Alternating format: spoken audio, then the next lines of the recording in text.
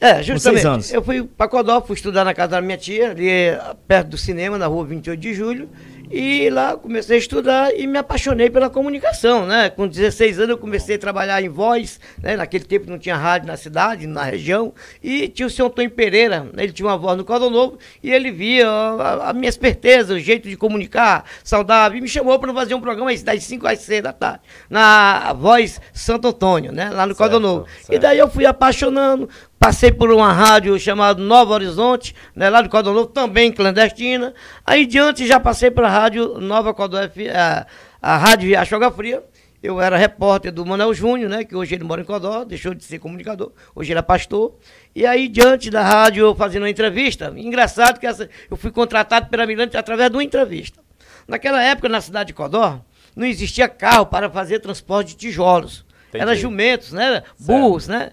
E na rua Santa Catarina eu ia passando e eu vi uma cena ali inusitada. E eu passei a contar aquela cena. Que cena foi essa? Um jumento carregado de tijolo, viu um animal solto, uma fêmea, e começou a correr com os tijolos, derribava tijolo, derribou o dono, saiu da carroça. E foi uma bagaceira naquela rua.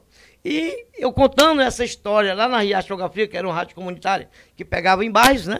E o Jonas Filho, que hoje ele é um dos comunicadores que eu tenho, assim, com consideração, né? Ele ouviu aquela matéria, ele era diretor da Mirante na época e apresentava um programa e me convidou. Paz, eu achei bonita aquela história. Tu não quer vir trabalhar como repórter? E eu não disse 2 vezes. O primeiro pagamento meu, ele me pagou com cimento. Nossa. Primeiro pagamento do radialista Mãozinha foi pago em cimento. Por que cimento?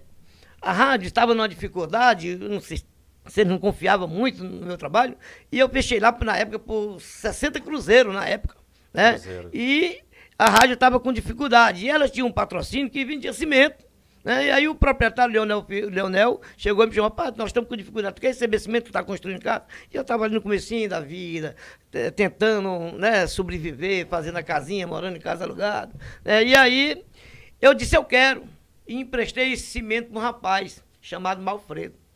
Até hoje nunca me pagou esse cimento, tu acredita? Nossa, primeiro salário meu, quem ganhou foi uma Mas a construção da casa, como ficou? A gente foi indo, trabalhando, aí depois de repórter eu passei a pegar meia hora de programa, que chamava Boca no Trombone. Esse programa rodou muito, era muito ouvido aqui na região de Timbira. Legal. Eu sou muito conhecido na região através desses programas da Rádio Mirante, que naquela época que não tinha rádio tinha um grande alcance tinha também, muito alcance, né? Depois que chegou a FM, primeiro a AM, né? Então ficou só regional, mas sou muito conhecido, onde eu chego na região, o pessoal: Mãozinha, manda alô pra mim e tal. E assim foi a vida do Mãozinha no primeiro emprego na Rádio Mirante de Codó.